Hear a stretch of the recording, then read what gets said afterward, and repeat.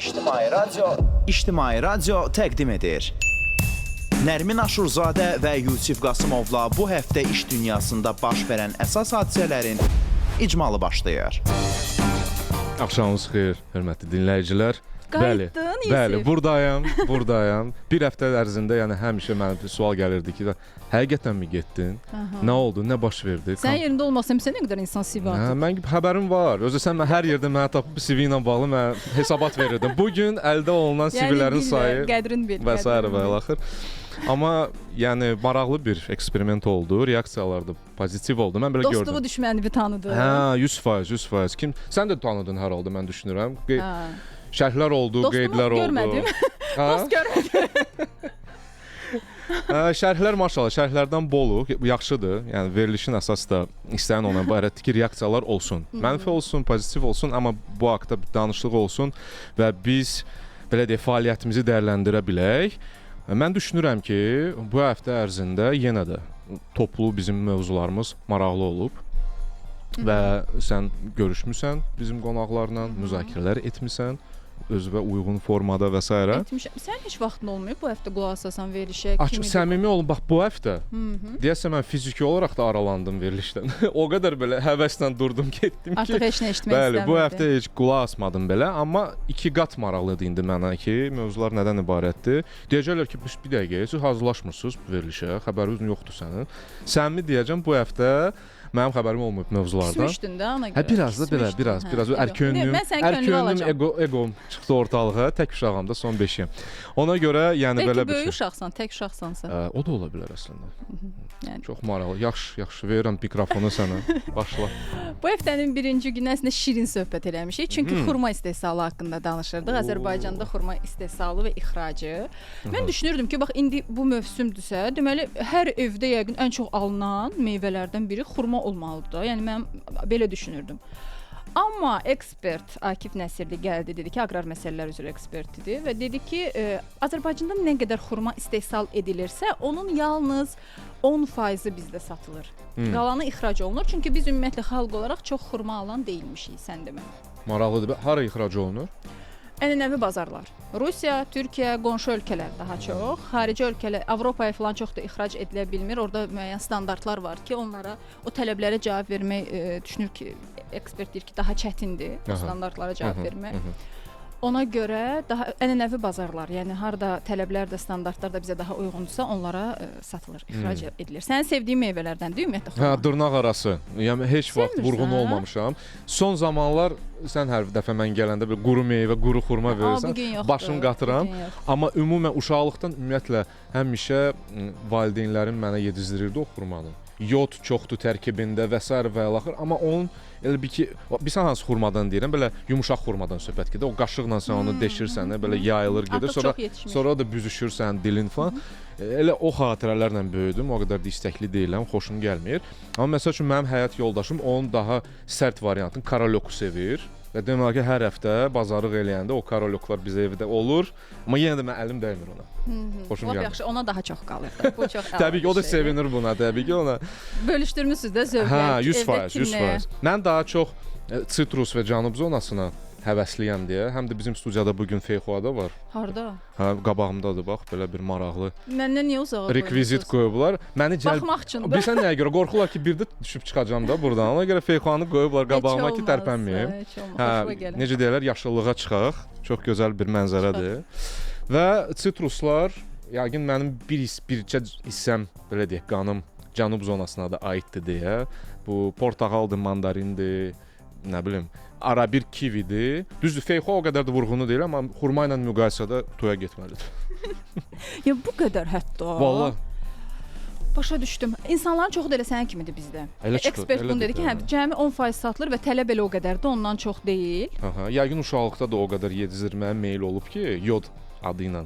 İnsanlarda genetik olaraq sevməməyə başlayıblar. Ola bilər, yəni bu mənim fərziyyəmdir.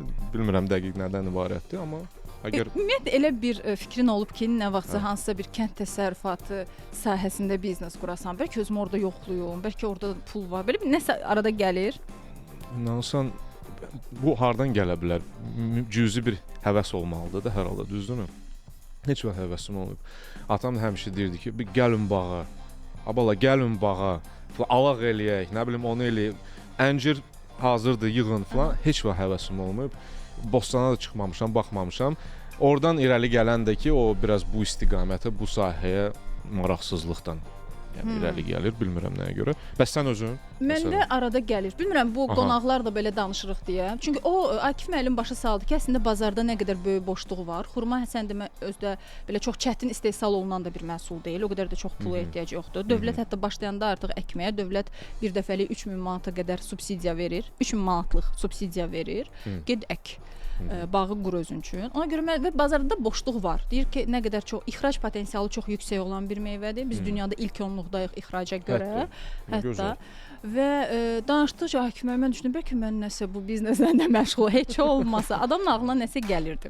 Amma yenə də istənilən kənd təsərrüfatı sahəsində nəsə iş quranda yəqin ki, o işi bilmək lazımdır və ya ətrafında çox yaxşı o işi bilən insanlar olmalıdır ki, komanda. Pul ayırıram, özüm başqa işdə çalışıram 9-6, o da orada getsin, belə olmur artıq.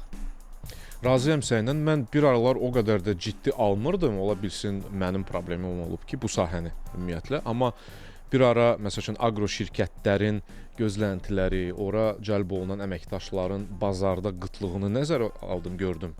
Və onlara verilən məvacibləri gördüm. Məsəl üçün orta statistik aqronom axtarışındadılar və aqronomun nə dərəcədə vacib bir fiqur olduğunu dərk elədim. Başa düşdüm ki, Yusuf, sən tamamilə səhvsən. Yəni və dəfələrlə açıqlamalar olub ki, dövlət rəsmiləri tərəfindən boşluqlar var. Və mən səhv etmirəmsə, neft sektorundan sonra ikinci sektordur da ölkəmizdə əsasən bu gəlir nöqteyi nəzərində belə aqro sektordur. Düşünün.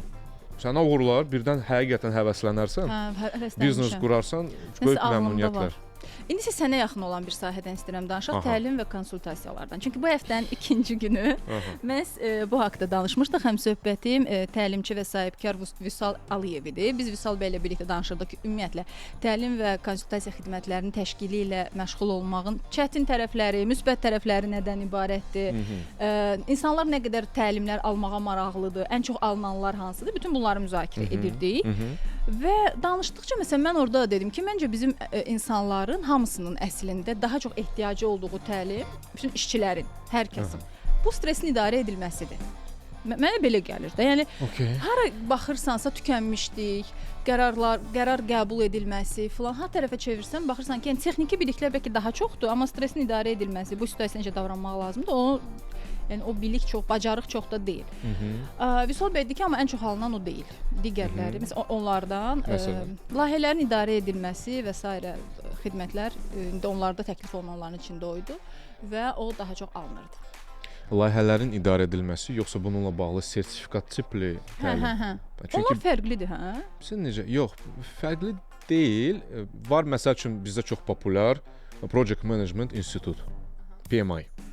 Onun nəzdində bir sıra sertifikatlaşma proqramları var. Və indi hal-hazırda bazarda layihələrin idarə edilməsi istiqamətində yolunu başlayan və ya öz biliklərini, səriştələrini tənzimləmək istəyən adamlar PMP və PMI ACP sertifikatlaşma proqramına böyük həvəs göstərir. Sadəcə məqam ondan ibarətdir ki, əksəriyyət, mən onu görürəm, əksəriyyət sertifikat dalıcı gedir. Təlimə də sertifikatı alım deyə qoşulur. Və sonra, yəni bu proses bitir təbii ki, növbəti proses nədir? İşə götürülmə, işə alınma və ya mənim artıq sertifikatım var, baxın, bunun əsasında mənə müəyyən bir imtiyazlar artırın söhbətləri gəlir ortalığa və onun qarşılığını görmürlər. Sonra da gileylənirlər ki, nə oldu? Yazırdı, sertifikat arzu olunandır, amma məni işə götürmədiniz, riyakarsınız. Elə bilir ki, alan kimi iş. Bəli. Amma orada məsələ riyakarlıqdan getmir. Orada məsələ ondadır ki, sizin ilk etapda gözləntiniz və hədəfiniz sertifikat olmasa, biliklər və praktiki tətbiq olsa ki, onun nəticəsində rezult olaraq, yəni nəticə olaraq siz sertifikatda alacaqsınız. Orada problem yaşamayacaqsınız. Amma bizdə elə bir ki, elələri var ki, kim ki bu təlimləri satır, elə sertifikat satmaqla məşğuldurlar. Onun üzərindən artıq bir imperiyada qurublar deyə bilərəm rahat. Və insanlar da gedir. Çünki insan onu istəyir də. Çünki insan elə düşünür ki, şirkət onu istəyir ki, mən də gərək onu ona verim. Bax belə bir formula var. Bir də insanlarda mən bilirsən, məsələn, adi bir deyək ki, mən bir müddət rəfiqəmlə birlikdə geyim sahəsində bir kurs var idi rəfiqəmin və mən onunla birlikdə onu idarə edirdik. Okay. İnsanlar gəlirdi və orada belə sertifikat istəyirdi. Yəni o baş salırdı ki, bu heç bir yəni əsası, sadəcə mən bunu mənim imzamla olan bir sertifikat olacaq. Yəni sizin üçün hardasa keçəcək, hansısa bir hüquqi belə, bu belə deyil, amma yenə onu da istəyirdilər. Yəni ev yox olsun, sertifikat verin. Daha çox onu istəyirlər. Həmin xurma məsələsinə gəlib çıxdıq. Nərmin, bilirsən nəyə görə? Hətta məndən valideynlər də həmişə soruşurdular ki, filan təlimə getdin, sertifikat verdilər. Mən soruşdum ki, okey, nəyə görə sizi məsələn təlimin kontenti və əldə etdiyim biliklər yox, o sertifikat maraqlandırır? Cavabları bilsən nə idi?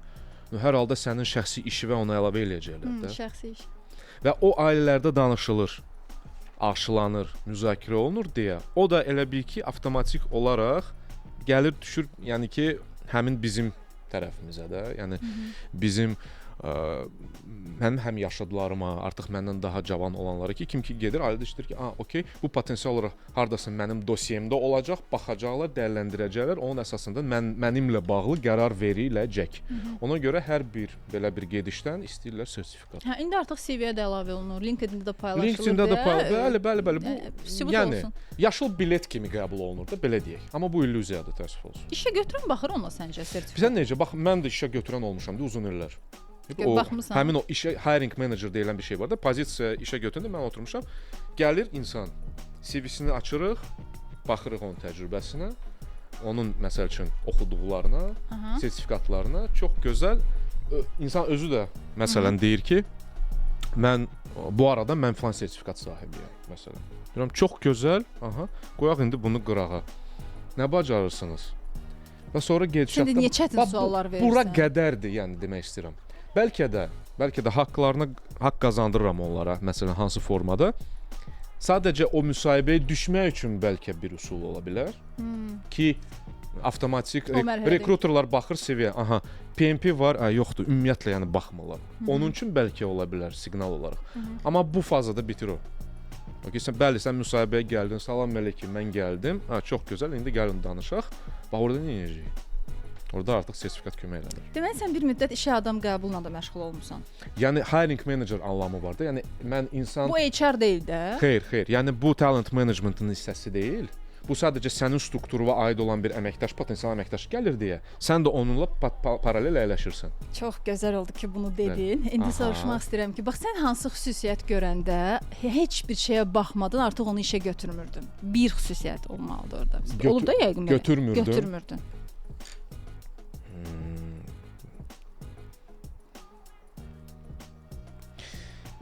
5 il keçdi Yusif, özü harda görürsən? Yox, mən sadəcə bu da normaldır əslində. Heç kim bizi vadar etmir ki, suallara dərhal cavab verək.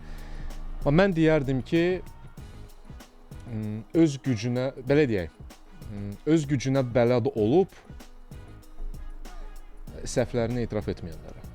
Elə onun danışığından elə hissiyat yaranır ki, bu insan karyerasını bir dəfə də səhv eləməyib və bütün layihələri uğurlu olub. Və belələrində öz səhvini görməyən və etiraf etməkdən çəkinən. Sual verəndə ki, öz belə deyək də uğursuzluq hekayələrinizi danışardınız. Hansı layihələrdə uğursuzluq yaşamısınız və harada düşünürsüz ki, məhz sizə görə olub? Yox, məndə belə şey olmayıb ki, mən heç vaxt səhv eləməmişəm. Və ya səhv olubsa da bu ümumi komandanın səhvidir. Şəxsən fərdi olaraq mənim səhvim deyil. Tipajlarına mən çox belə deyək, həssaslıqla və diqqətlə yanaşırdım deyə bu mənim üçün göstəricidir. Çünki özünü dərk eləyən və öz səhvlərini normal halda qarşılayan, səhvlərini bir inkişaf istiqaməti kimi qəbul edənlər mənə görə üzərində çalışan və tez bir formada adaptiv olan şəxslərdir. Və mən adaptiv olan şəxsləri və anında belə alternativ düşüncə və ya həll tapanları çox sevirəm deyə. Bu mənim üçün bir lakmus kağızı kimi idi. Ona görə də götürmürdüm. Götürmürdüm deyəndə ki, rəyimi bildirirdim ki, mənə görə uyğun deyil. Tərslik idi də biraz, yəni öz səhvini etiraf etməmək, biraz belə Tərslik? Tərs. Nə düşünmürəm, yəni tərslik biraz başqa şeydir də. Sadəcə bilmirəm, bəlkə egodur. Bu haqqda birazdan danışacağıq. Bəlkə egodur, bəlkə hər hansı bir qorxulardır, öz güvənsizlikdir ki, mən səhv haqqında danışaram, sonra onu tutarlar o səhvdən, daimi bu səhv haqqında bütün müsahibə boyu danışacaqlar, yekunda mən potensial işimdən kənar qala bilərəm. Bax, belə bir şey də ola bilər. Bilmirəm. Mənə çətindir nəsə bununla Məncə bax bağlı belə bildirmək. situasiyada qarşılıqlı bilirsən necə həm elə şərait, iş yerləri, insanlar biz elə olmalıyıq ki, kimsə bizə öz səhvini etiraf edəndə onu ona görə tənqid etməyək. Bəli. Həm də insanlar məsələn artıq biz nə vaxt rahat oluruq o səhvimizə etiraf edəndə. Başa düşəndə ki, qarşı tərəf kiməsə etiraf edə bilir, kiməsə yox. Hə, kiməsə məsələn mühakimə etmək şansı varsa onda. Nəysə, fəlsəfi məsələləri qoyaq kənara. İndi keçək yenidən endirim kampaniyaları haqqında danışmağa. Bu həftənin 3-cü günü məhz bunu müzakirə edirdik. Çünki bütün influencerlərdə görürsən də hamısı link yerləşdirir ki, çox yaxşı endirimlər var, gedin alın, o sayt, bu sayt və s. Hardadır məsələn? Mən sənə linklərini atarım, baxarsan. Paltar almaq istəyirsən? Mən yox, bəlkə yoldaşı. O hazır demişə. Mən onun özünə göndərərəm, narahat olma, atacağam. Və bu endirim kampaniyaları haqqında biz danışırdıq. Həm söhbətim isə marketoloq Özalə Əliyeva idi. Məsələn, mən deyirdim ki, mövsüm yəqin ki, ən çox indi endirim mövsümüdür də. Belə söhbətə başlamışdım. Özalə deyir ki, artıq bunun istifadə etmək, bu sözü ki, endirim mövsümü o qədər də doğru deyil. Çünki artıq mövsüm anlayışı qalmır. Demək olar ki, ilin bütün günlərində bütün şirkətlər müxtəlif dövrlərdə belə hərə bu ay verir, bir o ay verir və s. Artıq endirimlər demək olar ki, həmişə var.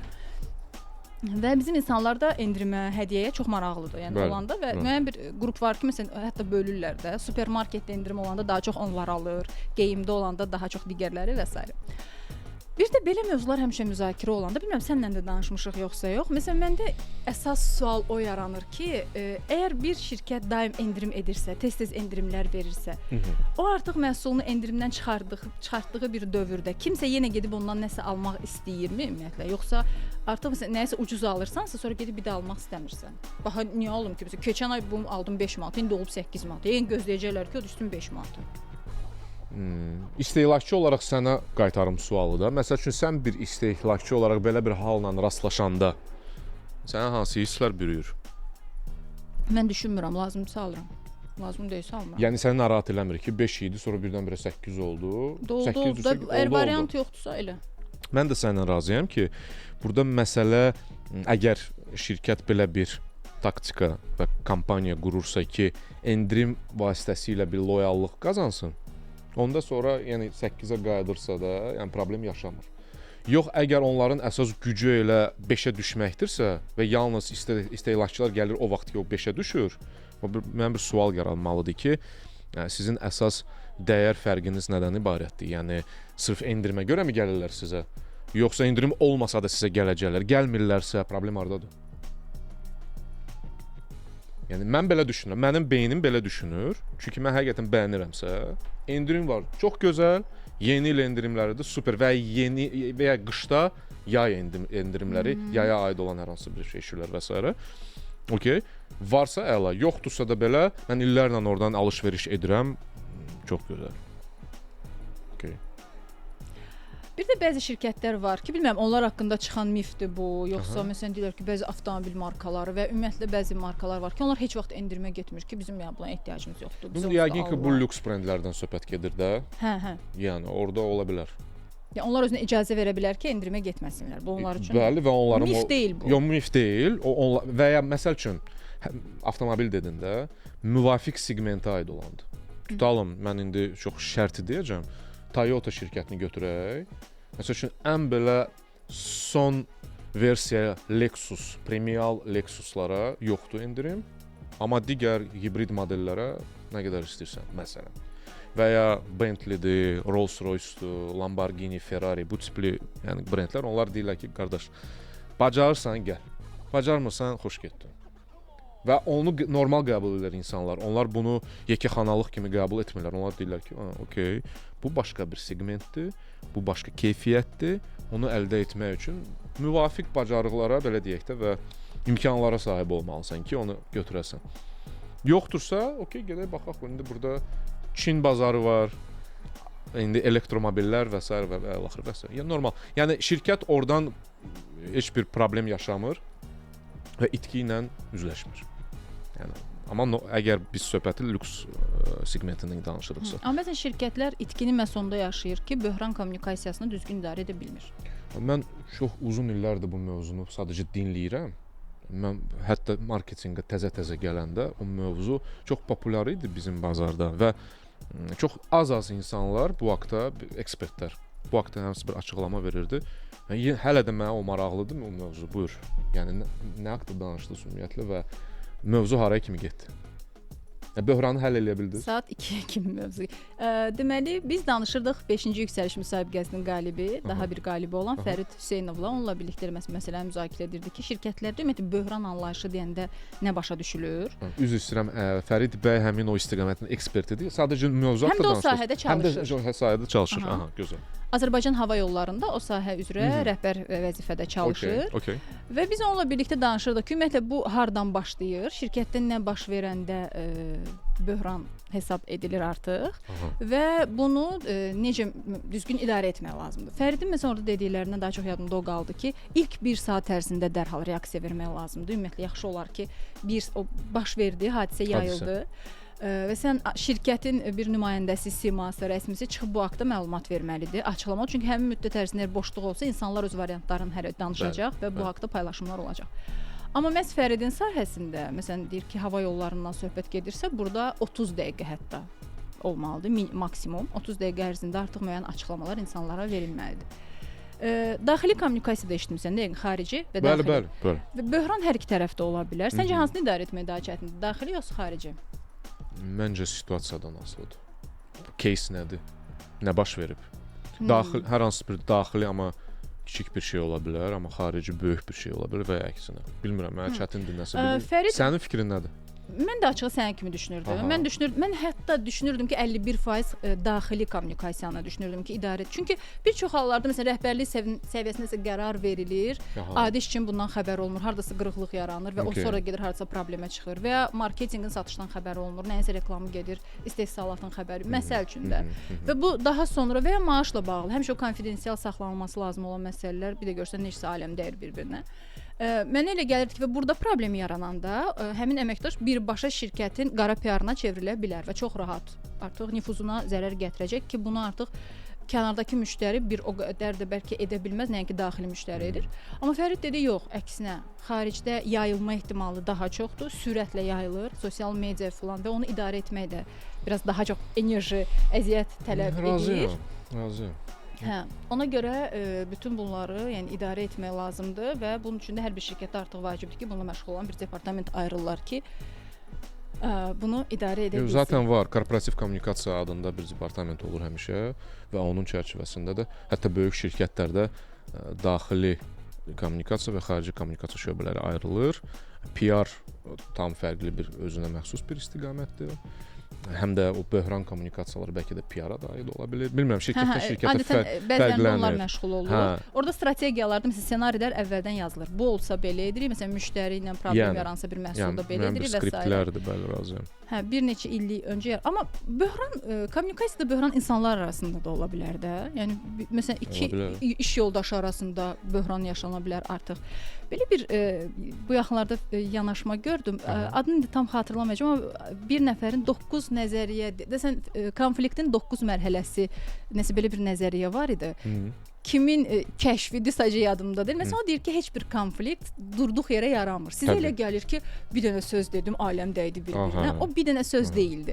O ondan əvvəl nəsə olmuşdu, nəsə yığılmışdı və daha sonra gəlir o ilk 3 mərhələ budur ki, bir insanlarda səssiz gərginliklər yaranmağa başlayır, bir-birinə qarşı aqressiya və amma çox da onu ifadə etmirlər. Sadəcə ola bilər ki, maksimum söz atırsan. Pasiv aqressiya formasına sənə gəlir ki, sən mənə incitdin, indi mən də sənə bilirəm hardan vurmaq lazımdır. Bundan istifadə edə bilirlər. Bu mərhələdə müdaxilə etmək asandır. Rəhbər şəxs həmin insanları otuzdurmalıdır. Özü başa düşsə əgər ki, bunların arasında gərginlik var. Onları otuzdurmalıdır və onları bir yerə gətirmək, problemi həll etmək mərhələsi daha rahatdır. Digər mərhələ isə bu artıq 3-cü, 6-cı bu 3 etapı da ayrı bölür. Yəni 9 mərhələdə 3, 3, 3 belə bölür. Digər o ikinci üçlükdə belə deyək, artıq insanlar açıq söz savaşına girməyə başlayırlar, bir-birlərini incitməyə başlayırlar, bir-birlərinin öz ətrafından istifadə edə bilərlər, bir-birlərinə qarşı gəlirlər ki, tək o konflikt, yəni səni də incitsin. Bu mərhələdə yenə çıxış yolu var. Ən çətini isə o qeyd olunur ki, bu 9-a doğru gedən mərhələdir, 7, 8, 9. O mərhələdə insan hətta özü də itirməyə hazırdır. Eybi yox, qoy mənə də pis olsun. Amma tək ki, qarşı tərəfi incidim. bu ən çətin konfliktin idarə edilməsi üçün ən çətin mərhələdir.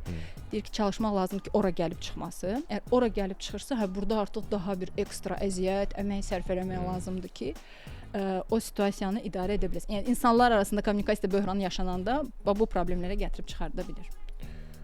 Bilirsən, bax, bayaq dedin ki, birinci fazada rahatdır, getirir 30 2 dənə insanı qarşı-qarşı. Sən bilirsən ki, nə qədər çətindir bu da və bir çoxları heç bacarmır onu. Yox, o digərləri ilə müqayisədə ən asandır. Hə, aydındır, amma onu da bacarmaq lazımdır. Yəni onu mən dəfələrlə görmüşəm ki, ayrı-ayrılıqda danışır, hər birinin hekayəsini dinləyir. Sonra hər iki hekayəni dinləməkdən sonra öz elə bir ssenarisini yazıb hər ikisinə elə bir ki onu aşılayır, deyir ki, indi belə eləyəcəksiniz və s. Sonra da bu yenə də sən dediyin o süyunilik var ki, üzdən bəlkə də səssiz dedin konflikt yoxsa nəsə passiv aqressiya. Passiv aqressiya da. Yəni bu eşitməmişdin? Eşitmişdim. Prosta sən bax başqa söz dedin. Sən dedin ki, səssiz gərginlik. Hə, yəni ki yəni gözünlə, ifadənlə onu göstərmirsən, gözə çarpmır, amma daxilində yığa-yığa gedirsən. Orada göstərilir əslində. Yəni kimsə əgər daxilində aqressiya varsa, kiməsə qarşı tərəf onu hiss eləyir. Hiss eləyir, amma danışılmır və yığıla-yığıla da gedir, düzdürmü? Başqa bir anlam da var. Deyilir ki, süni harmoniya. Yəni ki, yığıla-yığıla da oturursunuz və elə görsənir ki, hər şey əladır. O gülümsəmələr, o süni gülümsəmələr və s. var. Amma içəridə yenə də o yığma prosesi baş verir. Orada əsas məsələ vaxtı-vaxtında bunu təyin etməkdir. Onun səbəbini başa düşməkdir ki, həqiqətən mənəmmi səbəbkar? Ola bilsin ki, yan səbəb var, onu gileyləndirib, yekunda gəlib mənim başımda partlayıb. Belə bir keyslər də olur. Ki, nə oldu? O sən dedin var ya, nə oldu birdən-birə mən bir dənə söz dedim. Çünki onun arxasında amma səhərdən nahara qədər həmin o adamın yığdıqları var. Ki, sən prosta pik momentində, kulminasiyada gəldin və partladı sənin başında partladı. Ona görə bu güclü lider və management skilldir, yəni bacarıqdır ki, insan bunu vaxtında görsün, düz vurğulanır. İnsanları qarşı-qarşıya oturtturmaq ehtiyacı var. Bəli, baxır artıq onun səviyyəsinə, mərhələsinə. Burada konkret olaraq Monteki Capuletti mövzusudursa, qan çıxdı, nə bilim, bıçaqlar ortaya girdi. Xahiş edirəm. Hə, odursa vəsə, orada yəni üz-üzə gətirtmə mənası yoxdur. Təhlükəlidir.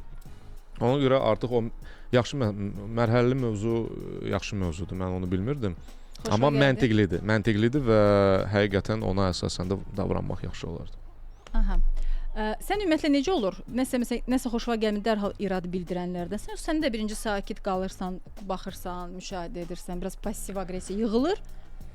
Onlar simulyasiya edək. Yəni hirsləndirim səni. Sonra yenə deyəcəklər ki, Nərmin 100 hirsləndirdi. Hə, yəni məsələn. Bugün heç hirsləndirməmişəm ki, sən yadıma sal da indi onu. O hirslənmə deyil ki, o işte. O Feyxuva kimidir. Gəldi, dişlərini qurtardı, getdi. Yox, mən səni hirsləndirə bilmirəm. Yox, sadəcə simulyasiya ki, mən başa düşüm ki, söhbət nədən gedir. Çünki çox abstraktdır o, aydın məsələdir. Efir bitsin, hirsləndirəcəm, yaxşı. Qorxam ki, indi yenə gedəcəksən, mən sonra verişi necə aparacağam. Yox, sən qorxanlardan deyirsən axı. Bu həftənin 5-ci günü, yəni bugün saat 1-də biz Yol Sənin içindədir kitabı haqqında danışırıq. Adı belə çox bədidir. Hə, Yol Sənin içindədir. Kim Sundu müəllif. Nə düşünürsən bu kitab haqqında? Bu verişdə də qulaq asmadın deyə heç olmasa oxumusanmı, yəni onu soruşum. Yox, oxumamışam. Amma burada qeydlərim var və qeydlərə əsasən deyə bilərəm ki, bəli, razı olduğum və hardasa razı olmadığım məqamlar var. Aha. Əsasən bax burada mövzusundan başlayaq. Hə, əsas ötürü ideya. Hə, daxili səyahət və özünü kəşf etmək mövzusudur. Bu da yəni bəşəriyyət başlayandan elə bu mövzu aktualdır. Yox, son dövrlər sanki daha çox, yəni bəli, insanlar bu haqda oxumaq istəyir. Razıyam. Yəni biraz özümüzdən uzaqlaşırıq o gündəlik qaşdı qovduların içində. Ona görə ki, təzədən daxilə qayıt da, özünə qayıt. Mən çox sinik bir yanaşma verəcəm. Mənə görə bu bilirsən nədir? Marketinqdir. İnsanlar bu haqda hər yerdə eşidirdi ya, hamımız bir tapmalı, öz yolumuzu tapaq, özümüzü kəşf etmək. Bəli, amma bu belə bu qədər, yəni artıq necə deyim, dəb formasına keçməməlidir mənə görə. Bu normal dediyim kimi illərlə baş verən məsələdir. Bəşəriyyət olduğu o vaxtdan bu dərk etmə prosesi gedir. Sadəcə bizim ətrafda indi hal-hazırda çox populyar olması bunun əsasında formasyon yeni peşələrdən irəli gəlir. Müəyyən bir reklamlardan irəli gəlir, marketinqdən irəli gəlir. Keçən verilişdəki olan mövzu da marketinq mövzusudur. Bu mövzu da marketinq mövzusudur. Yəni normaldır ki, daxili yolunu kəşf etməlisən, yaxşı bir şeydir. Amma hamı da onun dalıcan düşüb indi hal-hazırda. Düzmü gedirlər, səhvmi gedirlər, biraz xüsusi məsələdir. Amma ümumən konseptual fəlsəfi nöqteyi nəzərdən götürsək, sən deyəsən hissənirsən. Mən sən deyəsən hissəndirirəm artıq. Ha, görürsən, bax belə. Nəfəs al biraz. Yaxşı olur. Yo, Yusif sən nə demək istəyirdim? O əslində pis daxili səyahət etdiyəndə indi burada 40 gün hər şeydən uzaqlar, sadəcə meditasiya, nə bilim, xəlvətə çəkil, söhbət onlardan getmir. Biz insanlar daim xoşbəxtliyi kənarda axtarmağa çalışırıq. Məsələn, elə bilirik ki, bu uğurda olsa xoşbəxt olacağam. O uğurda olsa, onu da eləsəm, bunu da eləsəm, ərə getsəm, uşaq olsa, ailə qursam, maaşım 5000 olsa, sonra maaşım 15000, bir dənə də maşın alım, bir dənə də ev alım, bağ da olsun. Yəni o baş salır ki, xoşbəxtlik bu deyil. Yəni bu da xoşbəxtlikdir, amma sən onunla qane ola biləcəksənmi? Məsələ odur. Sən ona çatdın. Sonra nə? Ona görə ki, xoşbəxtlik sənin daxilində olmalıdır. Ona münasibətində olmalıdır. Hə. Və bu nə deməkdir? Bir aç görək. Daxilə səyahət etmək. Hə, daxili səyahət. Mən çıxmışam yola A nöqtəsindən və açıq bir yol. Çox uzağa getmə, daxilə getmək lazımdır. Okey, daxildə də bir yoldur da, hər hansı bir nöqtədən digər nöqtəyə gedişdir də. Qəlbə, beyindən qəlbə. Ay, mənim sualım odur da. Dəqiq cavab istəyirdi. Конечно. Hə, qəlbə. Aha, yəni beyindən qəlbə bir Mən elə başa düşürəm. İndi hər kəs yəqin bir cür başa düşür. Mən daxilə səyahət deyəndə, yəni hara mədəyə səyahətdən söhbət getmir, ürəyə səyahətdən söhbət gedir. Aydın məsələdir. Fiziologiya mövzusu deyil. Amma mənə görə sən yaxşı bir açdın mövzunu. Mənə belə bir söz birləşməsi kimi gəlir hal-hazırda. O beyindən qəlbə gedən yolda elə bir ki, sən özünü daha yaxından tanımış olursan. Özünlə tanışlıq. Nəsə belə bir ifadə gəldi indi ağlıma. İnsanlar olur ki, məsələn, ömür boyu elə bilir ki, məsələn mən elə bilirəm ki, mən ingilis dili öyrənməyi həmişə çox istəmişəm də. Çünki mən qane etmir ingilis dili səviyyəm və mən elə bilirəm ki, ayda bir dənə bunu eləsəydim, bir dənə bunu öyrəndim, bir də üstünə düşsəydim, başdıram yarıda qalır və s. Hətta rəfiqələrim dedim ki, bundan sonra ingiliscə danışırıq da. Məsələn, onların arasında ingiliscə yaxşı bilən, onu dərsin ki, müəllimlər filandır. İngiliscədən hər dəfə də yarıda qalır. Və sonra başa düşdüm ki, mən ingiliscə niyə öyrənmək istəyirəm? Cavabım yoxdur. Mənim heç bir stimulum yoxdur ki, istədiyi o səviyyədə ingiliscə öyrənim. Yoxdur da. Yəni başa düşmürəm bunu niyə edirəm. Başa düşdüm ki, daxil etmə, bu əslində sənin özünə qarşı, bu sənin özündən gözləntin deyil də, bu kənardan sadəcə ola bilər. Bu situasiyada. Bəlkə tapsam, 2 ay sonra bəlkə öyrənmək istəyirsən, çünki bunu eləmək istəyirsən. Buna cavab tapsam, o öyrənərəm. Amma yəni deyir ki, hər arzu sizin arzunuzdur-mu? Ona baxmaq lazımdır. Ya bu sənin arzundur? Razıyam. Ya da ki, çevrənin sənə diktə etdiyi arzu. İngilis dili indi bilmək lazımdır, vacibdir, zəruridir. Bilməyənlər artıq o kastada deyil ki, rus dilinin haqqında da çox danışırlar bu haqda da. Ki, nəyə görə rus dilini bilmək istəyir? Müvafiq dil bilmək təbii ki, həmişə üstünlükdür, amma düzgün, əgər sən o hədəfi düzgün beynində formalaşdırırsan, yaxşı dedin, nəyə görə mən onu öyrənirəm? Müvafiq çevrələrdə olmaq üçünmü? Budur məqsəd? Yoxsa mən onu bilməklə onun məsəl üçün mədəniyyətini biləcəm, belə deyək də dünya görüşüm genişlənəcək, artıq orijinal kitabı oxuya biləcəm, tərcüməsini yox. Bax belə bir şeylərdirsə, orada sən artıq müvafiq cavabları ala biləcəksən. Amma o sən dediyin o səyahət çox gözəl bir sözdür və mənə çox yaxındır ki, sən müəyyən bir yol qət edirsən və ora gedirsən və nəyisə əldə edirsən və özünü təzədən kəşf edirsən. Bayaq belə demirdim. Mən səni danışdırırdım sadəcə. Manipulyasiya, ay Nərmin xanım, bu nə deməkdir? Bəli.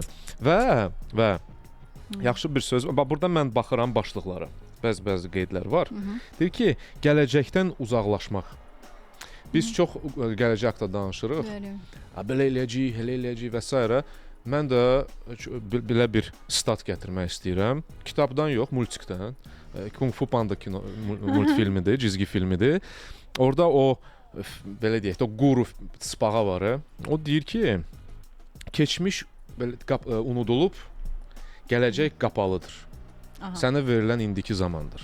Yəni indiki zamandan tam bəhrələnməliyik. Biz onu bacarmırıq. Biz sənə bayaq onu danışırdıq elə efirdən əvvəl ki, ya biz keçmişdəyik daimi, ona görə kimsə özünə bax tikir, terapevtlər və digərləri, və ya gələcəkdəyik. Ona görə orada da coachlar tikir özlərinə bax. Hətta deyərdim ki, keçmişin travmaları ilə, keçmişdəki problemlərlə, indi sən o sözdə xoşlamırsan, olsun. Problemlərlə? Keçmişin bizə keçmiş təcrübələrlə gələcəyi qurmağa çalışırıq da. Məsələn düşünürük ki, bir dəfə elədim, alınmadı bu mənim üçün. Gələcəkdə yenə cəhd etsəm bu yenə alınmayacaq. Yəni o məlumatlarla, o hisslərlə, o emosiyalarla yenə gələcəkdə nəsə etməlisən. Amma bu gələcəkdəki insan problemidir. Bu indi gələcəkdəki Nərmin düşünsün də, mən onu niyə düşünürəm? Nəysə. Və indiki zamanda qarşımızda olan Feyxuanı yaddan çıxardırıq, təəssüflər olsun. Və sonra nə var? İçindəki potensial da deyir tapmaq lazımdır. Bu ümumiyyətlə. Hə, bunu düzgün əslində konsultantlar falan yəqin ki, burdan da qazanır. Çünki hər bir insan öz daxili potensialını tam anlaya bilmirsən. Bu nə qədərdir? Yəqin ki, bu hardan başlamalıdır? Biz necə valideynlərdən başlamalıdır, yoxsa necə etmək olar ki, uşaq daxilindəki potensialı? Yoxsa təcrübə ilə artıq getdikcə başa düşəcək. Bilirsən, bu da biraz abstrakt bir məsələdir ki, hansı potensial, nəyə bağlı, nəyə qarşı potensial, nə ilə bağlı? Məsəl üçün, potensial axı ümumi bir şeydir də. Məsəl üçün, Nərminin nəyə potensialı var? Tutalım, natiq olmaq, potensial trener olmaq və ya başqa bir şey olmaq. Ciddi deyirsən? İndi ilk olaraq ağlıma nə gəlir? Yəni, illərin aparıcısısan, səlist nitqin var və sən paralel olaraq nə edə bilərsən potensialda? Potensialda Nərmin açıq workshoplar elə bilər. Amma öyrətməyi sevmirəm. Öyrətməyi sevmirəm. Bax, onu mən bilmirəm də, məsəl üçün. Bax, mən məsəl üçün coach olaraq suallar verə-verə sənə aidiyyəti olmayan məqamları təyin edirəm səninlə birlikdə. Və yekunda sən məsəl üçün özün gəlirsən ki, bir dəqiqə, nəyə görə mən belə bir workshop edə bilmirəm? Çünki öyrətmə istəyim və həvəsim yoxdur. Oyun qoydum qırağa. Amma məsələn, mənim həvəsim var nəyəsə. Və deyirsən ki, okey, həvəsim var.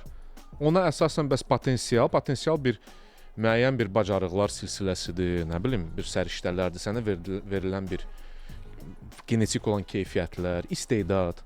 Məsəl üçün, dublyaj tutalım, səsləndirmələr.